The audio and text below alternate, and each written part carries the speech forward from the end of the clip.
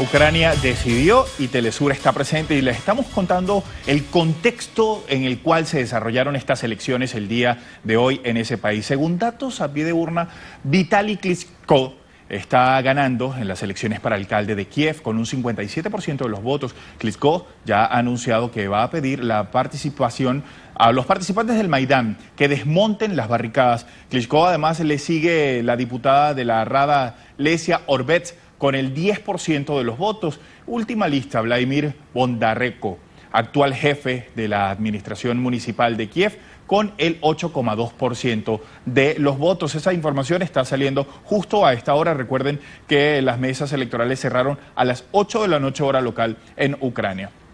Bueno, es necesario que revisemos de dónde viene esta crisis ucraniana y por qué se convocaron estas elecciones anticipadas. Comenzamos con Kiev en llamas. Para ello nos trasladamos al 21 de noviembre de 2013. El presidente de Ucrania, Víctor Yanukovych, analiza las letras pequeñas del contrato comercial que le ofrece la Unión Europea y suspende su firma. De inmediato se disparan protestas.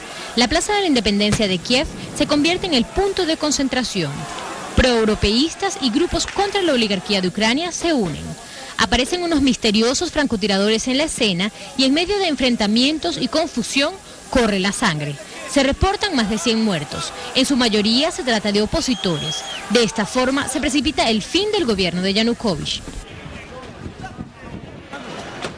Seguimos con nuestro análisis también el día de hoy. Está con nosotros José Antonio Ejido, es doctor en Sociología, escritor y catedrático de la Universidad Central de Venezuela. Vemos este resultado de Vitaly Klitschko en Kiev, ganando en Kiev.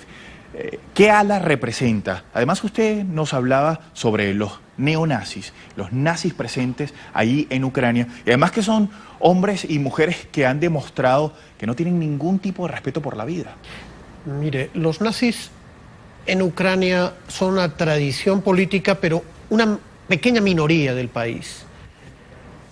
En los años 30 del siglo XX, una fuerte oposición a la construcción del socialismo soviético.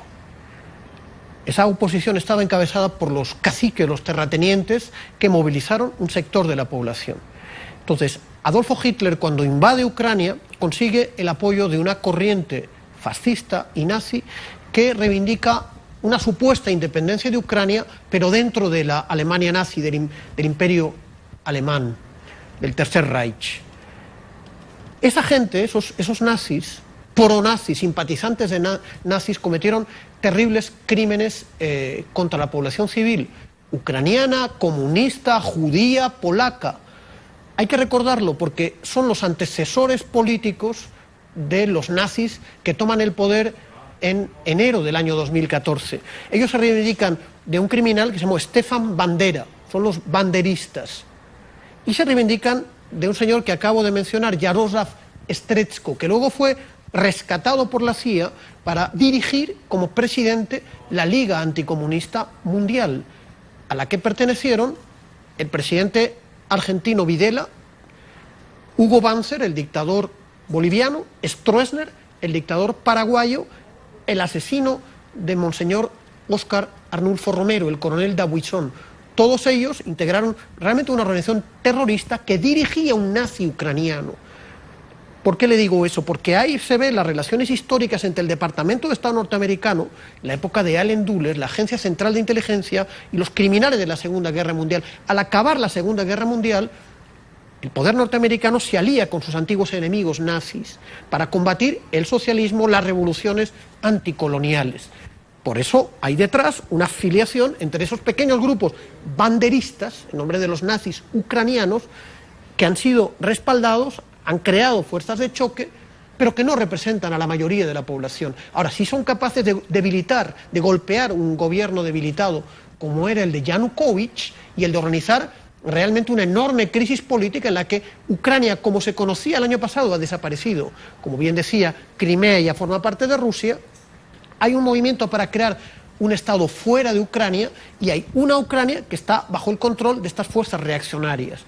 Lugansk y Donetsk se unen en una república popular con vocación de incorporar a otras 6 regiones del este de Ucrania. Ahí ha habido efectivamente hace 2 días, el día 23 de mayo, una reunión que parece una asamblea soviética, porque son soviets etimológicamente son consejos, son los consejos comunales, y las organizaciones de masas de las regiones del este de Ucrania se reúnen en un congreso para crear un frente popular y para crear la República Popular de Novorossiya. ¿Qué es Novorossiya? Es el nombre de una provincia que existió del siglo XVIII al siglo XX en el este de Ucrania. Hay como una legitimidad histórica para recuperar el nombre de una entidad que no fue Ucrania. Esos no son separatistas porque no han decidido salir de Ucrania. Ellos han decidido resistir frente a un golpe ilegítimo, a un orden ilegítimo, antidemocrático, creado por Occidente al derribar el gobierno corrupto de Yanukovych, de manera ilegal. Profesor